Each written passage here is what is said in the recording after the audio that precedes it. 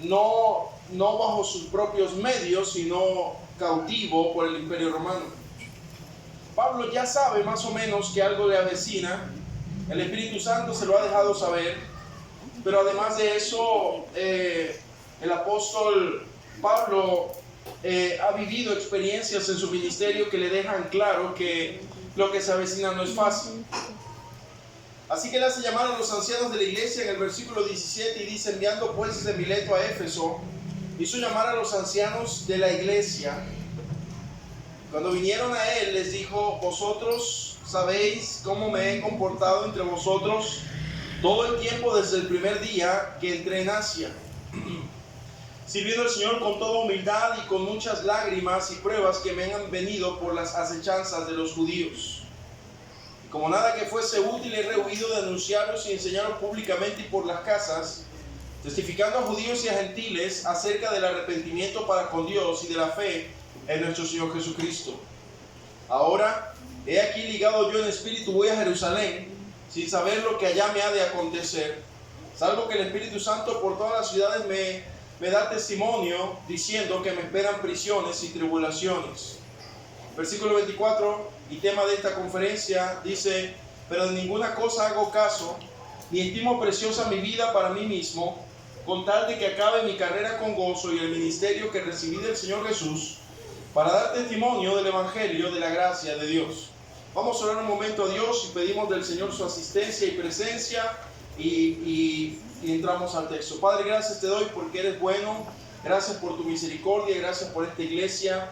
Entiendo que represento el principal obstáculo para que tu Espíritu Santo haga una obra esta noche entre mis hermanos. Y yo quiero suplicarte, Señor Jesucristo, que tengas la preeminencia, que tuya sea la gloria, que seas tú tomando todos los méritos y que la iglesia sea edificada a través de la obra de tu Espíritu Santo en el creyente. Gracias te doy porque eres bueno, y en el nombre de Jesús te oro. Amén. El ministerio de Pablo fue un ministerio difícil.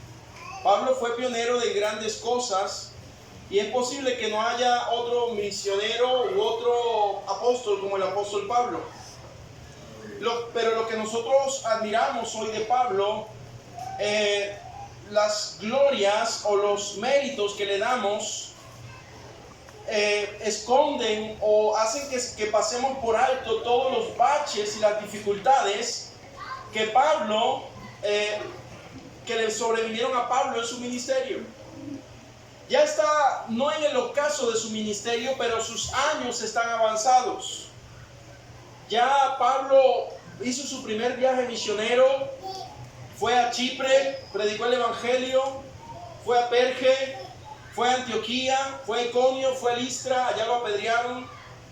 Después hizo su segundo viaje misionero en una discusión que tuvo con Bernabé. La idea era que fuera a visitar a los hermanos, pero él se fue hacia las regiones, allá conoció a Timoteo. Y luego un varón macedonio le pidió que orasen, que fueran a ayudarle, porque ellos estaban orando para ir a Asia Menor. Y inmediatamente dispusieron ir hacia Macedonia y llegaron a Troas y luego a Filipos. Y luego siguieron predicando el Evangelio en Macedonia, Tesalónica, Berea, Atenas, Corinto. Luego en su tercer viaje misionero el apóstol Pablo recorre nuevamente estas iglesias y en esta oportunidad tiene la bendición de ir a las regiones de Asia que no le habían permitido en su segundo viaje misionero.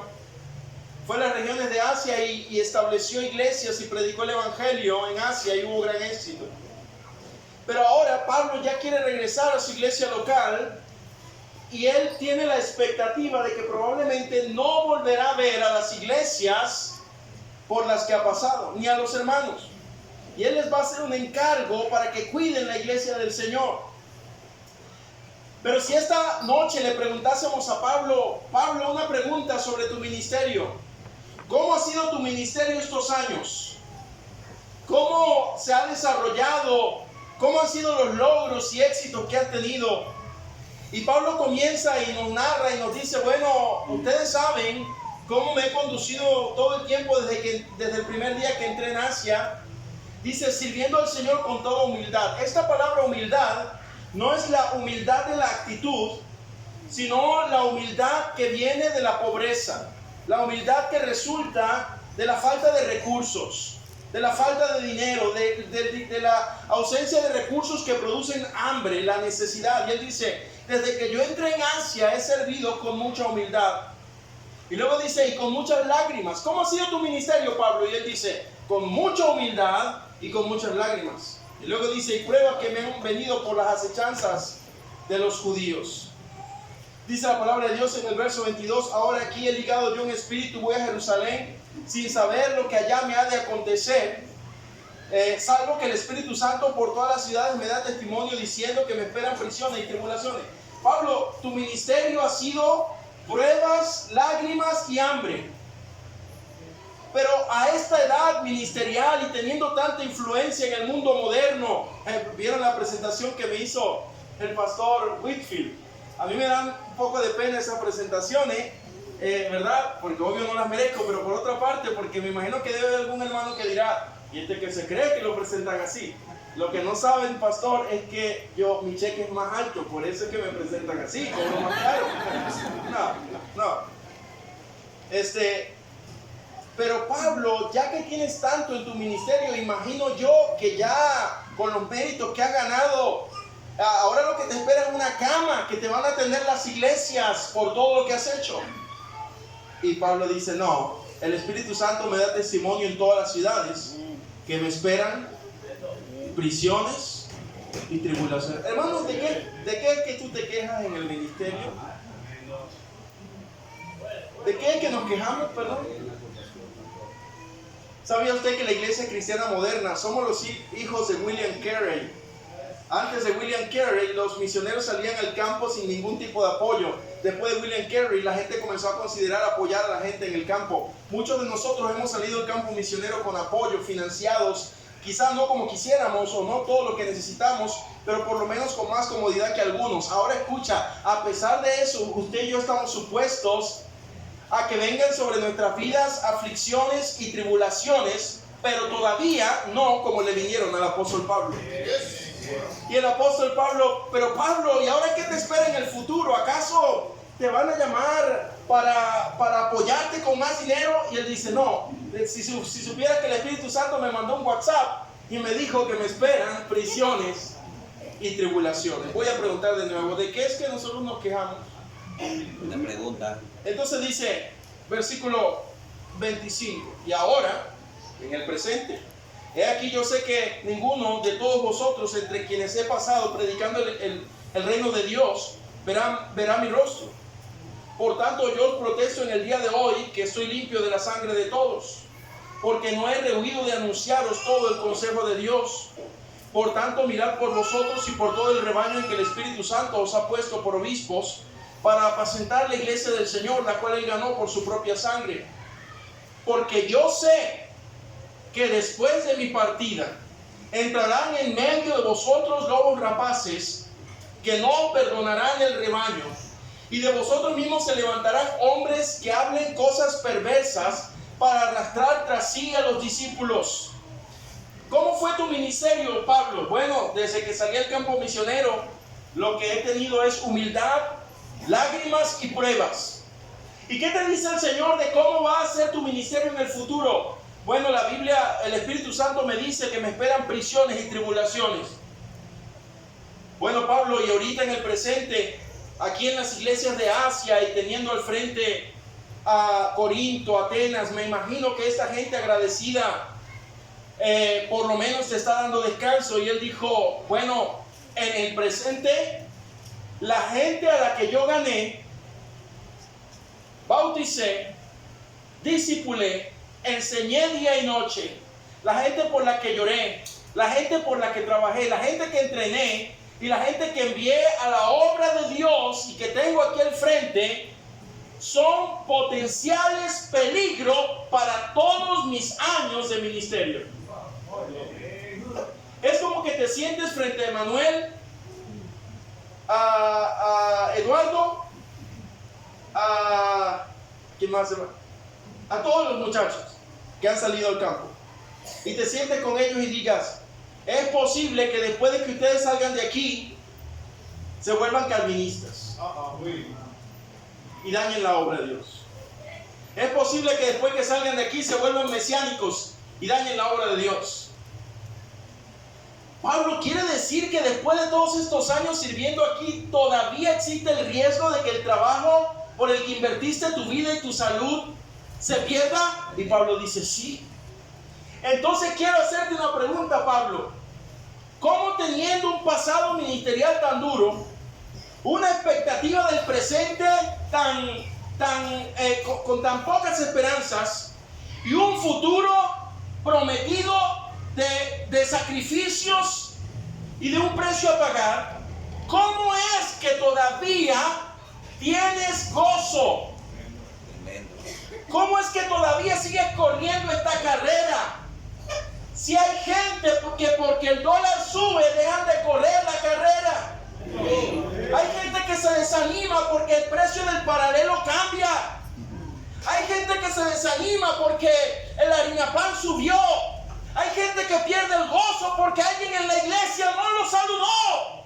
Hay gente que se aparta del Señor porque creen que hay favoritismo en un grupo y otro. ¿Cómo, Pablo, tú, teniendo tanto peligro y tanto riesgo, todavía tienes gozo? Porque se puede terminar esta carrera con gozo. Amén.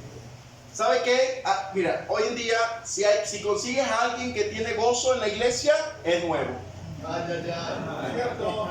Y si consigues a alguien que tiene años en el ministerio o en la iglesia, hace rato que perdió el gozo. ¿Sabe qué logro yo, mi Dios? Que sea que muera joven o viejo, que cuando mi carrera termine, todavía tengan gozo. Todavía tenga gozo. Hermano, hay muchas razones para gozarse en el Señor. Por cierto, mi querido hermano, el ministerio es una bendición. Amén. No hay nada mejor que servir a Cristo. Si el Señor nos hiciera volver en el tiempo, o me hiciera volver en el tiempo, y volviendo en el tiempo, pero con todo lo que yo ya sé del ministerio, me volviera a llamar, le preguntaría: ¿por qué no me llamaste antes? Porque no hay nada mejor que servir a Cristo.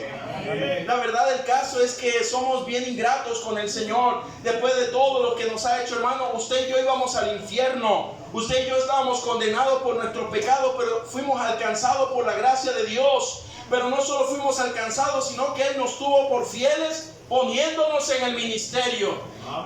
Estamos viviendo en una época donde las iglesias ya no tienen la visión de entrenar gente para ir al ministerio como antes pasaba, ¿verdad? Las iglesias ya no están entrenando obreros como antes lo hacían, porque las iglesias han perdido mucho la visión de enviar gente a la obra misionera, de entrenar gente para que se queden en la iglesia apoyando al pastor. Pero te voy a decir algo: si tú quieres ir al ministerio, tienes que entender que no es ninguna fiesta, no es un parque de diversiones. El ministerio no es, ¿verdad?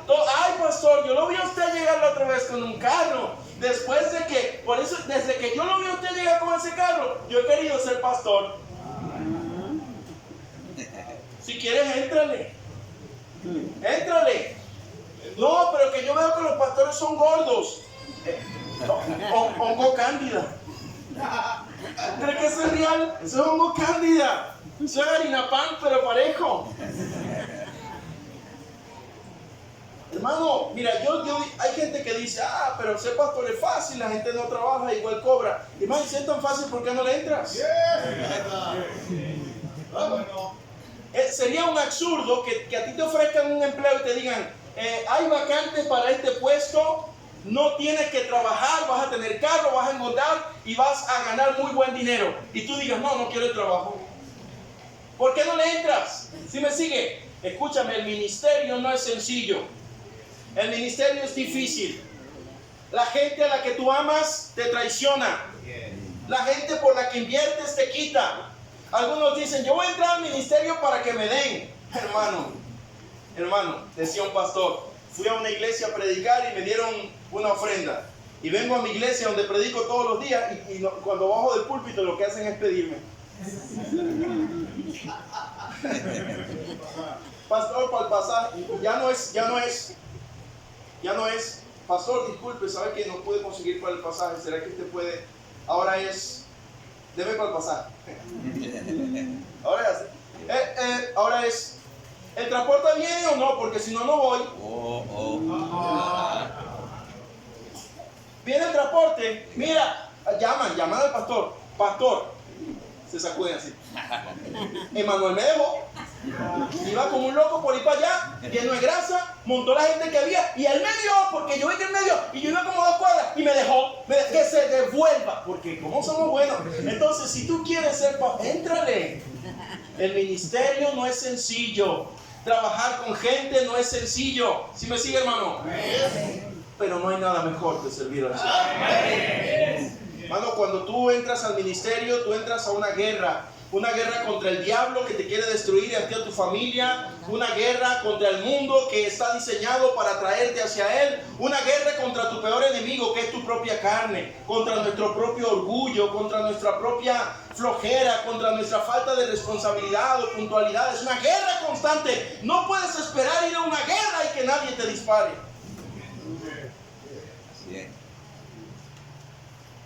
Nos desanimamos por cualquier cosa.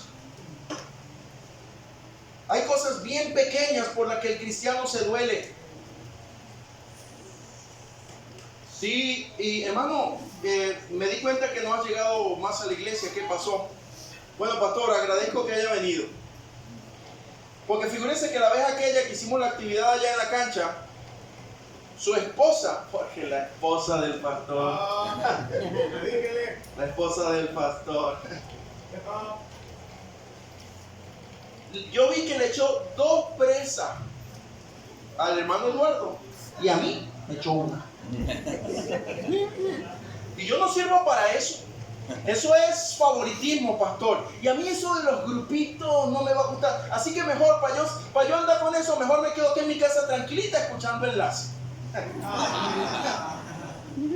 Mire, el apóstol Pablo, ¿quiere escuchar lo que dice la Biblia del ministerio del apóstol Pablo? Vaya un momentico a 2 Corintios capítulo 5.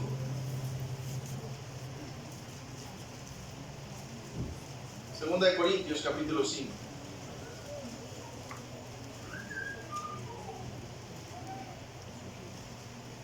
Perdón, capítulo 7. Dice la Biblia, 2 Corintios capítulo 7, versículo 4. Mucha franqueza tengo con vosotros, mucho me glorío respecto de vosotros, lleno estoy de consolación, sobreabundo de qué, hermano? De gozo en todas nuestras tribulaciones. Porque de cierto cuando vinimos a Macedonia, ningún reposo tuvo nuestro cuerpo, sino que en todo fuimos ¿qué? Y dice la Biblia, de fuera y de dentro. Hermano, yo puedo entender los conflictos de afuera. Yo puedo entender que la gente afuera, ¿verdad? Que el vecino se queje del ruido, o que de pronto haya gente que no esté de acuerdo, gente que critique, gente que señale. Pero tú sabes lo que es un pastor que vive con temores de dentro.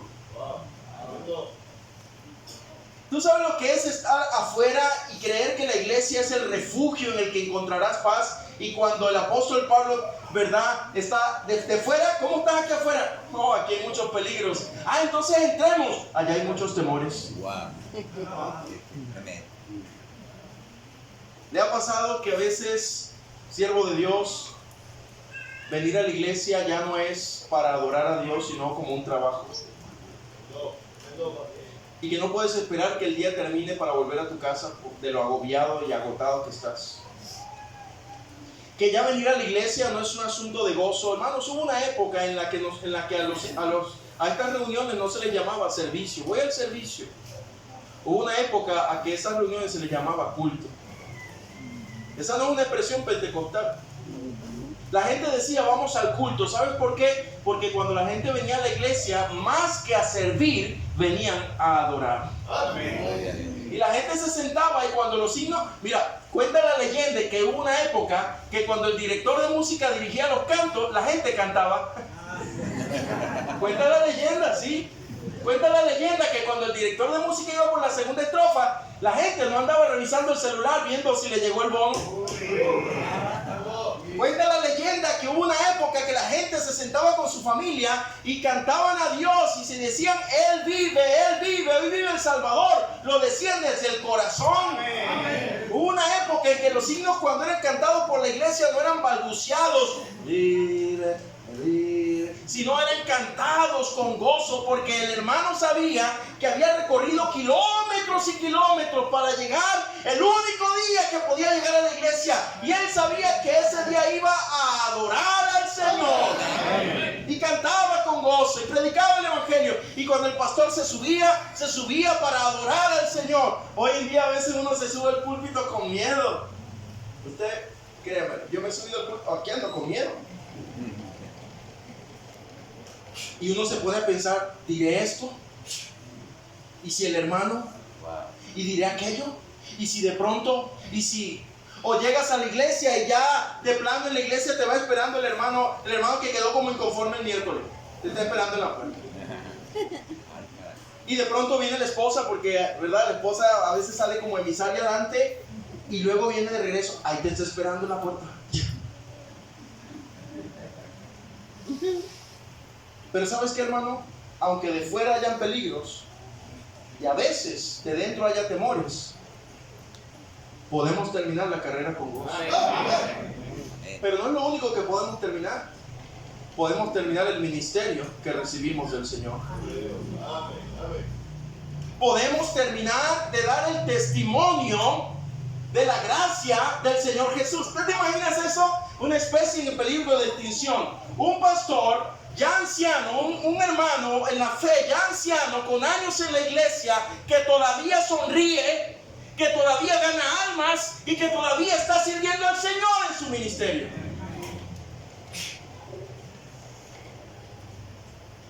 Quisiera que fuera por un momento a 2 Corintios capítulo 11.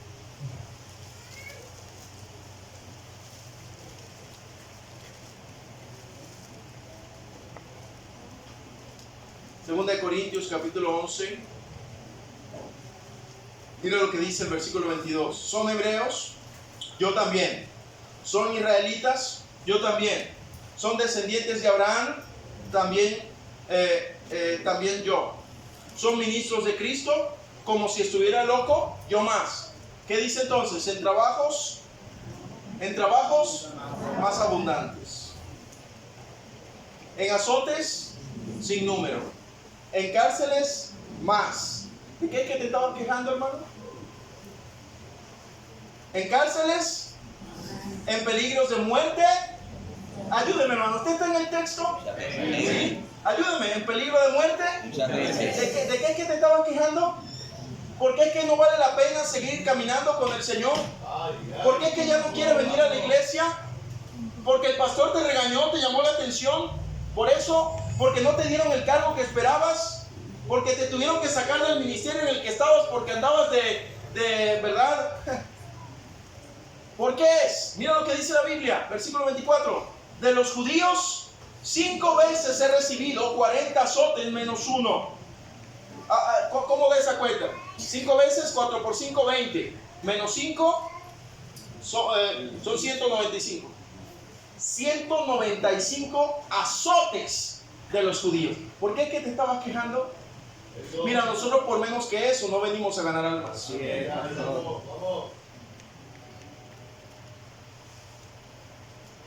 3 veces he sido azotado con varas, 1 vez apedreado, 3 veces he padecido naufragio, 1 noche y un día he estado como náufrago en alta mar, en caminos muchas veces, en peligros de ríos, y no porque estaba pasando por el Darién, en peligros de ladrones, peligro de los de mi nación, peligros de los gentiles, peligros en la ciudad, peligros en el desierto, peligros en el mar, peligros entre ¿quiénes, hermano? Entre los falsos hermanos, en trabajo y fatiga, en muchos desvelos, en hambre, en sed, en muchos ayunos, en frío y en desnudez. Y además de todas estas cosas, lo que sobre mí se agolpa cada día, la preocupación por todas las iglesias. Este es el ministerio. Este es es el estándar del ministerio y la media de nosotros no ha pasado por lo que Pablo pasó. Y Pablo quería acabar su carrera con gozo.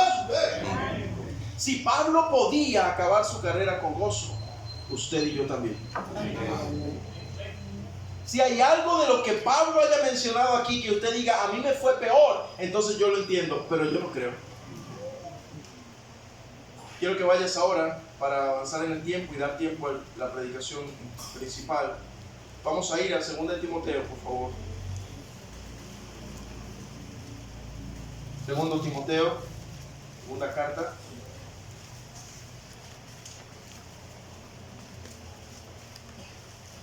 Perdón, primero. No, sí. 2 de Timoteo, capítulo 4. En este momento que Pablo escribe le escribe a Timoteo, Pablo ya ha pasado, ya tiene tiempo en la cárcel. Ya fue arrestado, y si ustedes recuerdan, el apóstol Pablo descendió a Jerusalén. Agabo le dijo, así atarán las manos de aquel de quien es este cinto. Y él dijo, ¿por qué agobia mi corazón diciéndome estas cosas? Yo tengo que ir y cumplir la palabra del Señor. Y llegó allá a Jerusalén. Y entonces, cuando estaba allá, los hermanos le dijeron, mira, por aquí dicen que tú no guardas la ley. ¿Por qué no te llevas a estos hombres que tenemos aquí pagando un voto y tú pagas por ellos? Claro que sí. Y Pablo, con toda madurez, va y paga el voto por ellos, sabiendo que por la ley ninguno sería justificado. Y con buena actitud va y paga los votos, y de pronto dicen, metió un gentil en el templo y lo apedrearon. Y dice la Biblia que lo tuvieron que cargar en su propio peso, porque de otra manera Pablo no podía salir de los golpes que le dieron. Y era mentira. Le tendieron una emboscada y su sobrino le tuvo que avisar, porque si no lo hubieran matado también.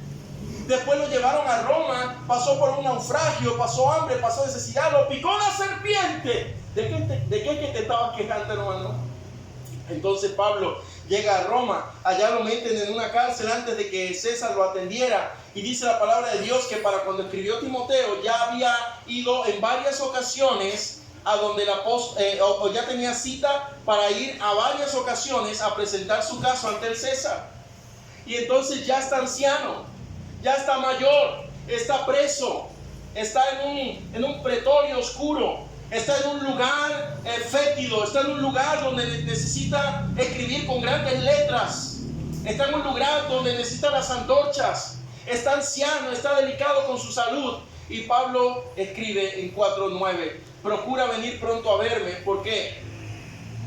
Porque Demas me ha desamparado. Mira, cualquiera podría decir que después de todo lo que le debemos al apóstol Pablo por su ministerio, cuando él llegara viejito, ya para retirarse, por lo menos tuviera alrededor de él gente que lo cuidara. Gente que lo atendiera, gente que le cuidara su salud, que él solo se dedicara a escribir.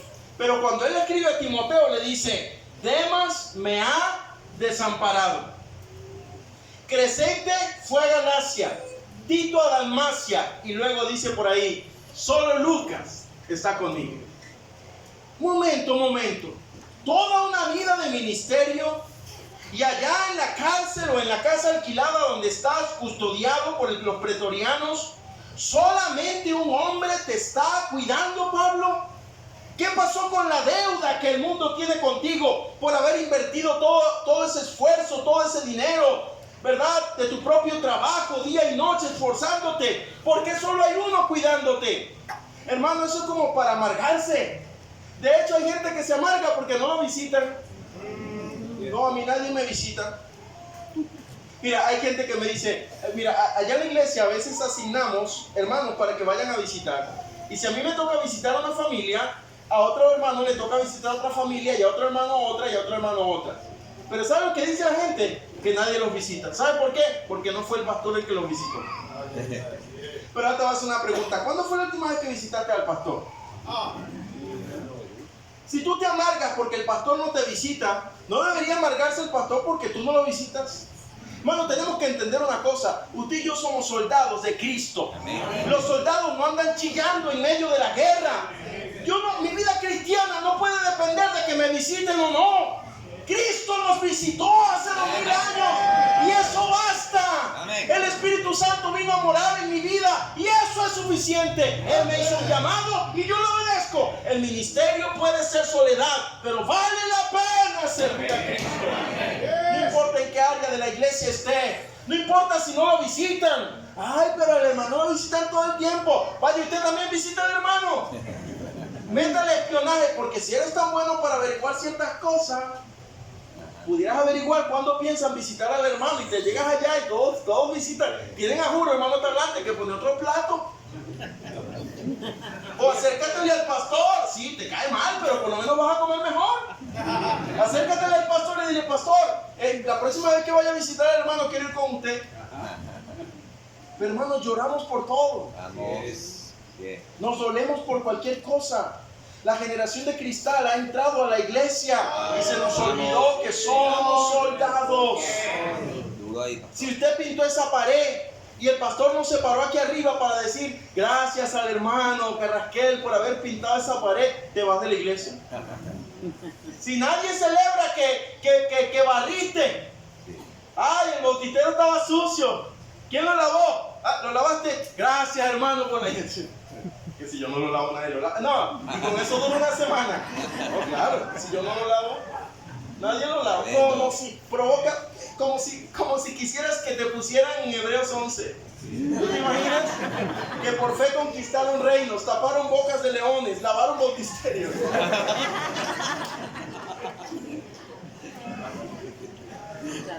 No, hermano, si nadie le celebra nada, mejor. Porque tu recompensa está en el cielo. Me encanta el apóstol Pablo. Un día se metió en un problema, pastor. Un día el apóstol se metió en un problema porque empezó a escribir: salúdame a, y salúdame también a, y salúdame a, y la salutación es larga. Y yo me imagino a Pablo pensando: wow, me metí en un problema. Porque si dejo de nombrar a uno.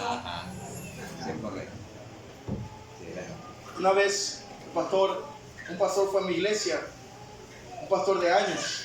Lo llevé a almorzar después de la predicación y le pregunté: pastor, deme un consejo, usted que tiene años en el ministerio, deme un consejo para mi iglesia. Yo esperaba sabiduría celestial. ¿Y sabe lo que me dijo? Me dijo: no celebres cumpleaños en la iglesia.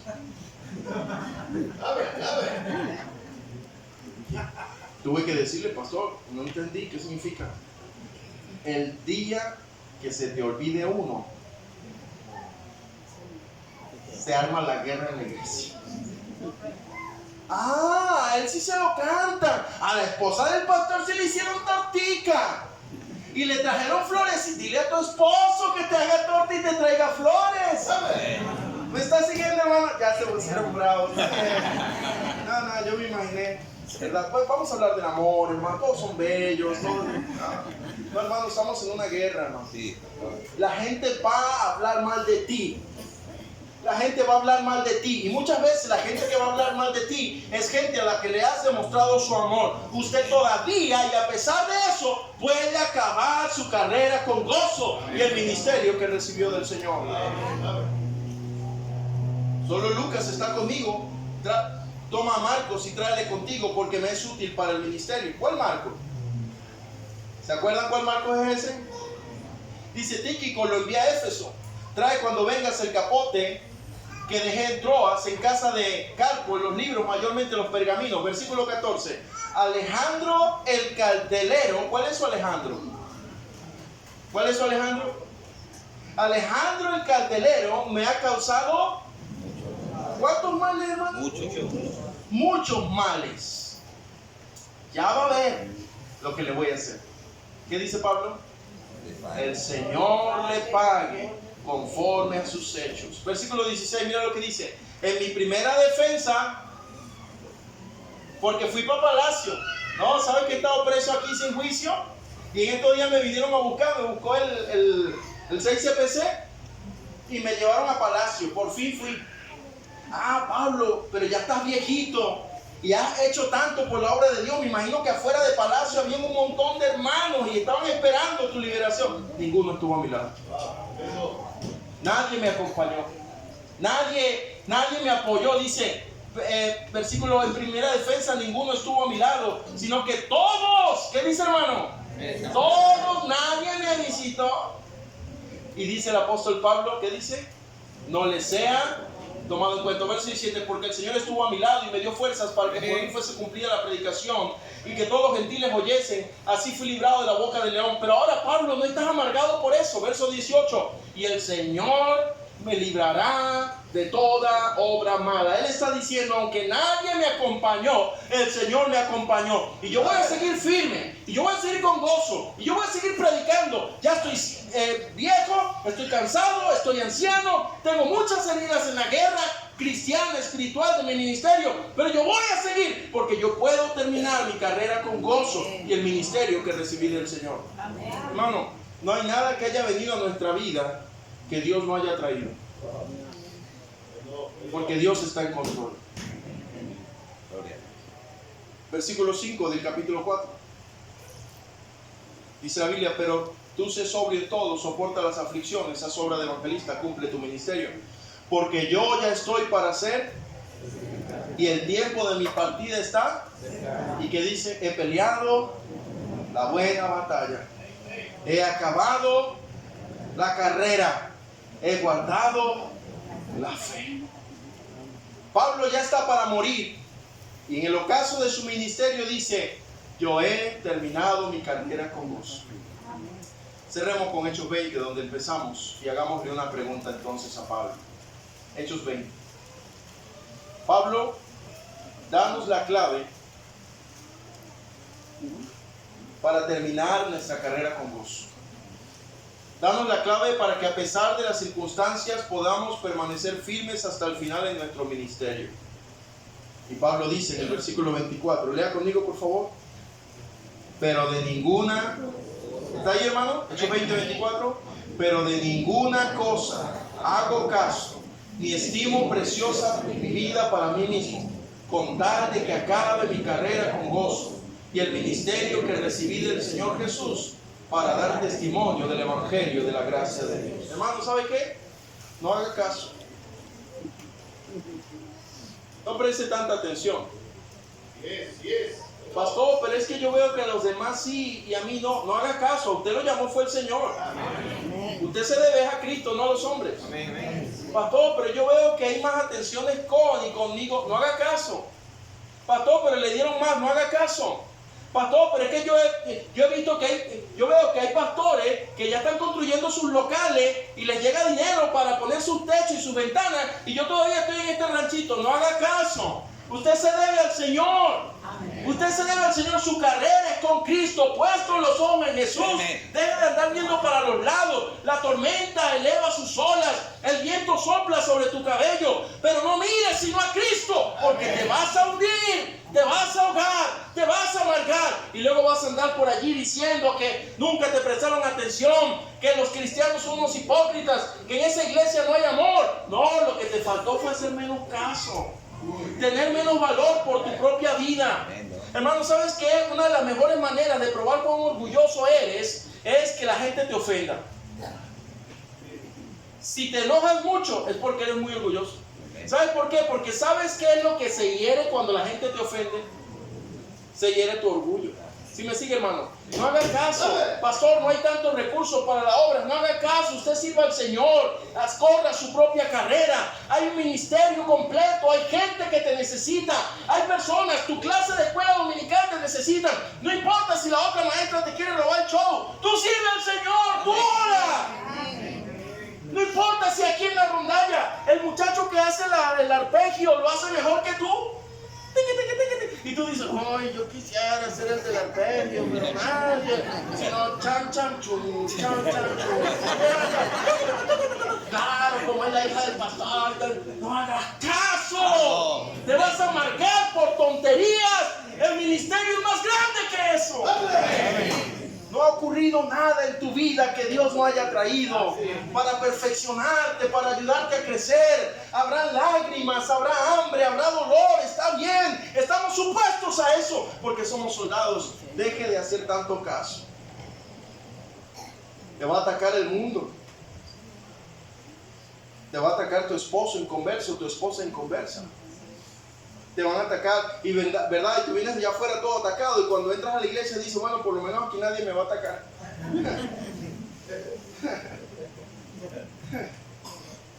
No, hermano, usted, si la gente no lo ama, usted ame.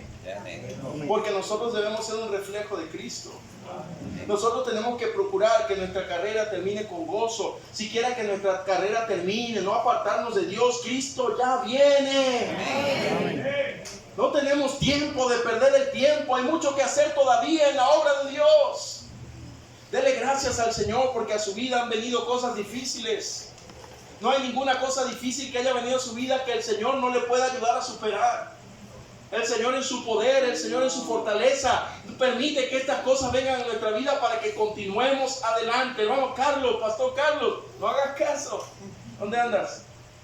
Anda por ahí. Allá está. No hagas caso, hermano. Ya pasó. Está a ganar almas. No, guarda tu reposo, el reposo es importante. Pero después vas a ganar almas. No, que uno va a servir al Señor y el Señor le lanza a uno un corrientazo. Sí, no, pero ya hay que echarle ganas, hermano. ¿Cuántos hermanos pudieran decir: he llegado a esta edad sirviendo al Señor y hasta la corriente me ha pasado y yo sigo sirviendo? No haga caso, hermano Emanuel. Yo le he dicho al hermano Emanuel que me gozo con ese hermano. Ese hermano sube fotos al estado con un domingo una asistencia de 3. Yo lo admiro por eso. A Emanuel. Es fácil subir fotos cuando hay 1000. Pero este hombre tiene la integridad para subir cuando hay 3. Y le dije: gózate de los 3 y prepárate para los 1000. Cuando tengas 1000 vas a querer volver a tener 3.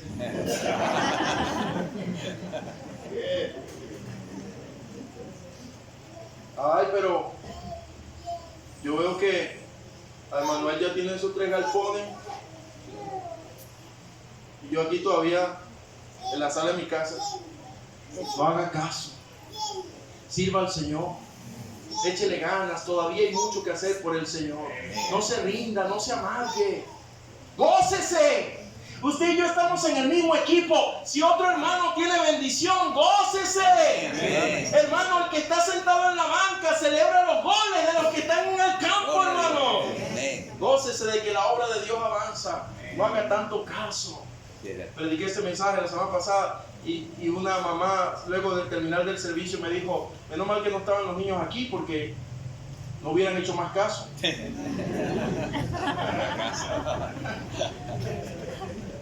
No preste tanta atención. La vida cristiana no es fácil.